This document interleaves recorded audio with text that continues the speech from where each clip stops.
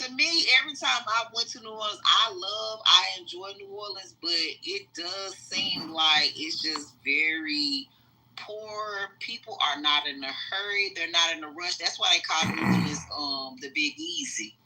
Because it's like people just taking everything easy. But besides that, that's a social thing. But economically, yes, I think that there are a lot of poor people in New Orleans, and especially since like after Katrina, they doing all these Katrina things right now because I think it's like the 20th anniversary. So they're like not to say it don't need to be highlighted, but they're like significantly highlighting it. I think at this time because it is like the anniversary. I don't know how many years or whatever.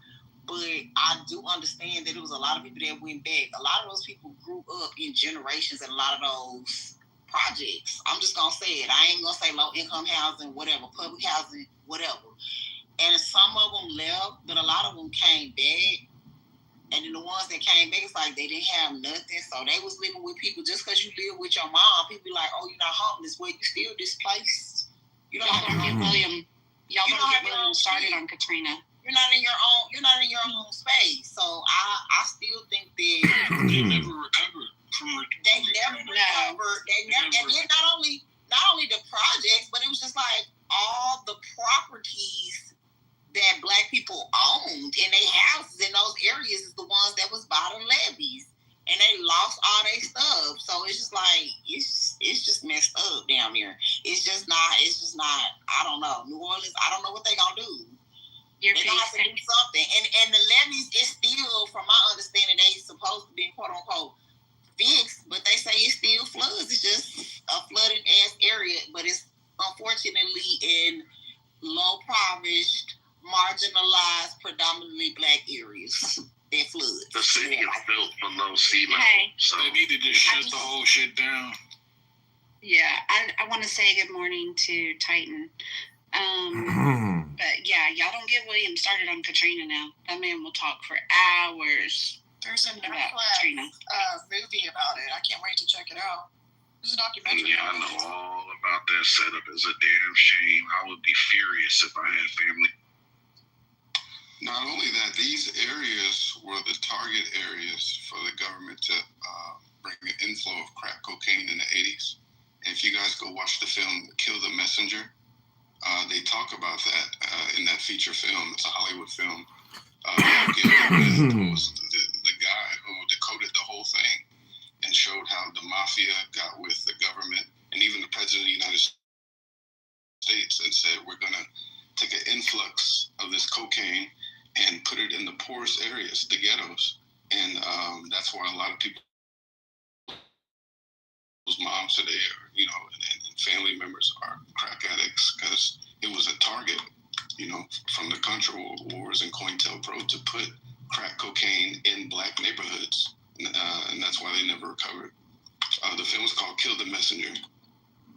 So from a solution-based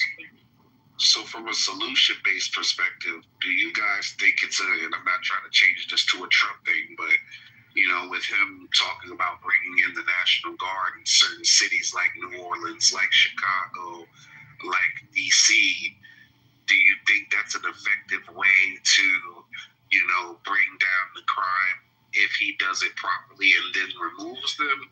Or what? What's your guys' thought? I think it is because the kids are so far gone. It's not like this is Avatar and people are encroaching on an indigenous population that is connected to, the land, and we remember our history, and we're thriving. You know what I mean? Like the kids are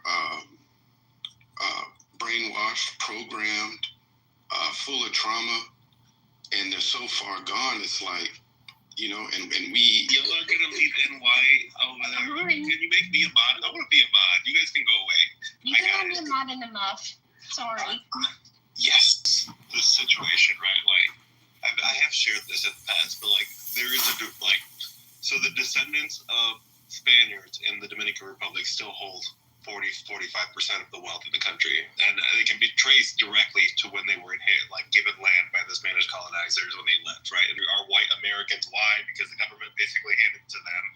And then we talk about certain communities are impoverished. Why are they still impoverished 100 years later? And it's it was. This is such a consistent issue across multiple countries that phenomenally end up have similar roots across various nations. All right. So generational wealth. 75% of generational wealth ends after the second or third generation. Generational poverty, though, is much better than hanging around. So talk about epigenetics and people not tapping into the potential of their genes because of lack of resources.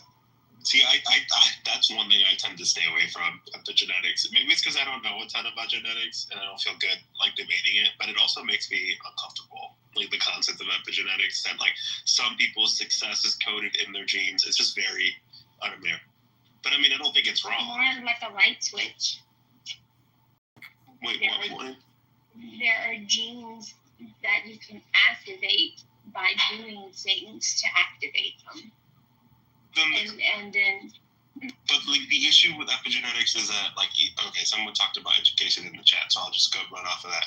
The issue with education in the United States is if you're on a specific, so I was put in the honors track in the 4th grade, right?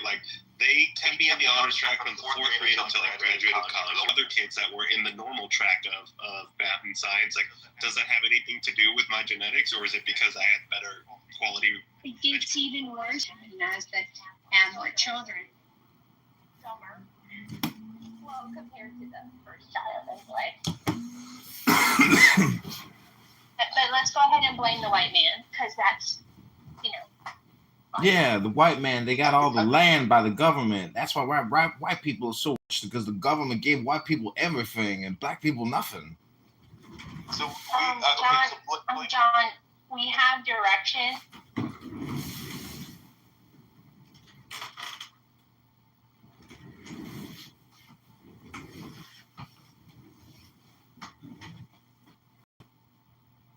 I don't bring him back up if it's okay. No, I had.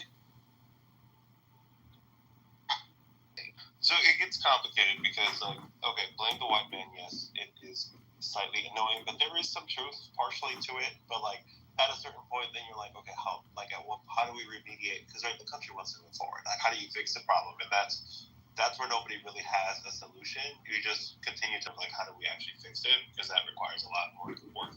You're not, if the government subsidizes land for a significant portion of the population, should they take it away from that? Or should they, should other people be allocated federal land to compensate them from a financial perspective?